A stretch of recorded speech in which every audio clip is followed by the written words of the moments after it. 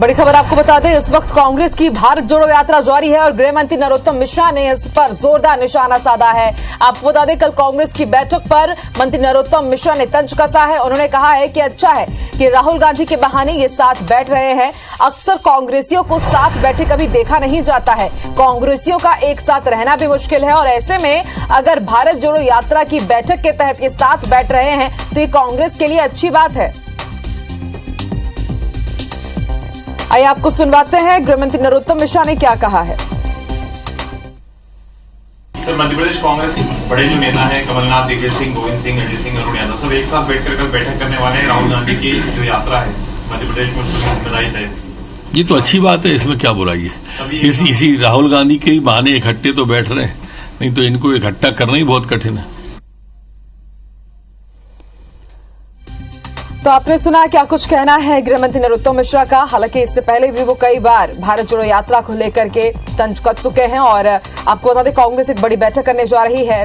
भारत जोड़ो यात्रा का जो कारवा है वो मध्य प्रदेश से भी गुजरेगा और उसको लेकर के एमपी कांग्रेस पुरजोर तैयारियों में जुटी हुई है। एक बड़ी बैठक होने जा रही है और उसको लेकर के ही गृहमंत्री नरोत्तम मिश्रा ने तंज कसा। उन्होंने कहा कि चलिए अच्छा है, इसी बहाने राहुल गांधी के नाम पर कांग्रेसी एक साथ तो बैठ रहे हैं, क्योंकि उनका एक साथ रहना भी बेहद मुश्किल हो जाता है।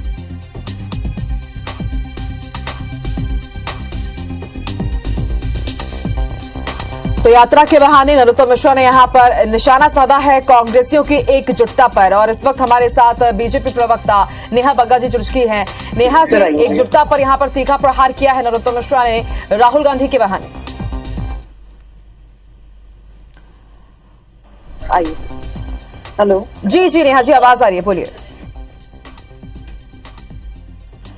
नेहा जी, आप सुन पा रही हैं? सवाल दोहराइएगा, आपकी आवाज ब्रेक हो रही थी। हाँ बिल्कुल। नेहा जी, नरोत्तम मिश्रा का बयान सामने आया। उन्होंने कहा है कि चलिए अच्छी बात है कि बैठक कर रहे हैं भारत जोड़ो यात्रा के बहाने, तो और कांग्रेसी एक साथ आ रहे, तो कहीं ना कहीं एकजुटता पर भी प्रहार कर रहे हैं। नहीं, देखिए, कांग्रेस तो जिस तरीके से छिन्न भिन्न हुई है, ये तो कल अध्यक्ष के परिणाम आने के बाद ही हमारे सामने आ गया है। स्वयं शशि थरूर ने बताया है कि किस तरीके की गड़बड़ियां की गई थी पूरे चुनाव में। और जो गुटबाजी यहाँ पर जब दोनों कैंडिडेट्स आए थे वो भी सामने आ गई थी। मल्लिकार्जुन खड़गे तो बोल कर गए थे ईद पे बकरा बचेगा तो मुहर्रम पर नचेगा, और वहीं पर शशि थरूर कह रहे थे कि गुटबाजी इतना चरम पर है कि उन्हें समर्थन नहीं मिल रहा, उन्हें वोट देने से रोका जा रहा है। तो कांग्रेस और एकजुटता दोनों का कोई एक दूसरे से लेना देना नहीं है।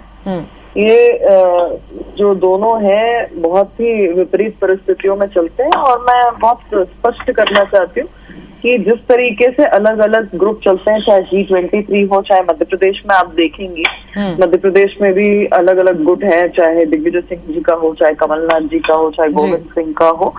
तो मुझे नहीं लगता कि कांग्रेस में कभी एकता हो सकती, कांग्रेस में कभी एकजुटता हो सकती है। और आने वाले समय में आप जुड़े हुए हैं संतोष जी, आपका भी स्वागत है। संतोष जी, नरोत्तम मिश्रा ने साफ तौर पर कहा है कि एक साथ आप बैठ रहे हैं, चलिए राहुल गांधी की भारत जोड़ो यात्रा के बहाने कम से कम एकजुटता तो दिख रही है, क्या एकजुटता नहीं है आपके अंदर? और बार बार हम भी देखते हैं किस तरह की कई बार खबरें आती है।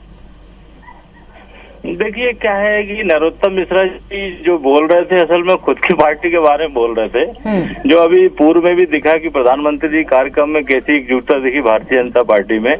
और रोज जो है आए सुबह नरोत्तम मिश्रा जी बढ़िया तैयार होके जो है कुछ न कुछ जो बयान दे देते हैं। ये अपने भारतीय जनता पार्टी के बारे में चिंता करें। भारतीय जनता पार्टी खुद ही छिन्न भिन्न हुई पड़ी हुई है, 3 गुटों में बटी हुई है। एक नाराज बीजेपी, एक महाराज बीजेपी और एक शिवराज बीजेपी।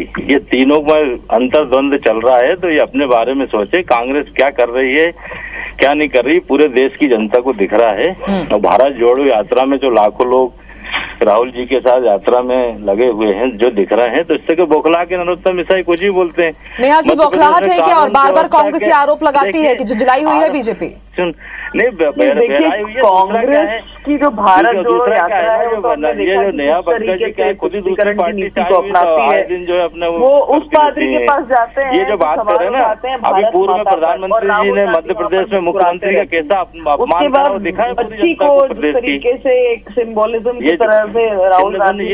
संतोष जी, लौटूंगी मैं आपके पास। नेहा जी अपनी बात पूरी कर ले, मैं लौटती हूँ आपके पास। जी नेहा जी। देखिए, भारत जोड़ो यात्रा की स्थिति क्या है वो आप हम सब जानते हैं। जो कांग्रेस के पूर्व अध्यक्ष राहुल गांधी हैं, वो खुद अपनी पूर्व की संसदीय क्षेत्र में नहीं गए, अमेठी नहीं पहुंच रहे हैं, अपनी दादी के क्षेत्र इंदिरा गांधी जी के वहां नहीं जा रहे।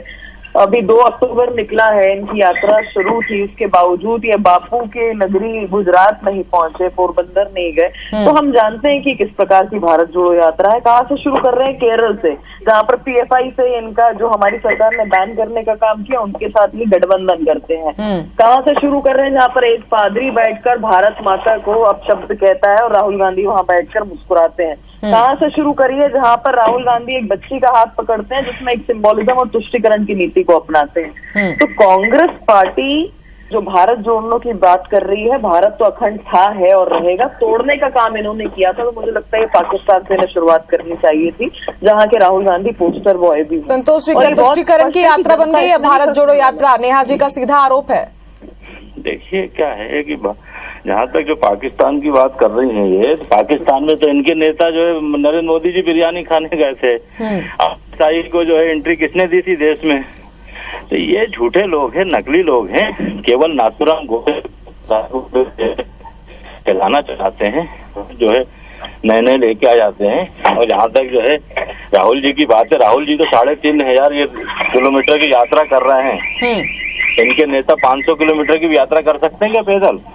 बिल्कुल संतोष जी, कांग्रेस को लगता है कि बीजेपी की झुंझलाहट है, बौखलाहट है, जो वहां पर जन समर्थन मिल रहा है, शायद इस कारण बीजेपी इस तरह की बयानबाजी कर रही है। वहीं कांग्रेस का अलग ही कहना है कि चलिए इसी के बहाने एकजुटता तो देखने को मिल रही है। बीजेपी का ये कहना है। देखते हैं कितना असर भारत जोड़ो यात्रा का आने वाले चुनाव पर होता है और जनता क्या समझती है इस यात्रा को लेकर के। आप दोनों का शुक्रिया नेहा जी, संतोष जी हमारे साथ जुड़ने के लिए।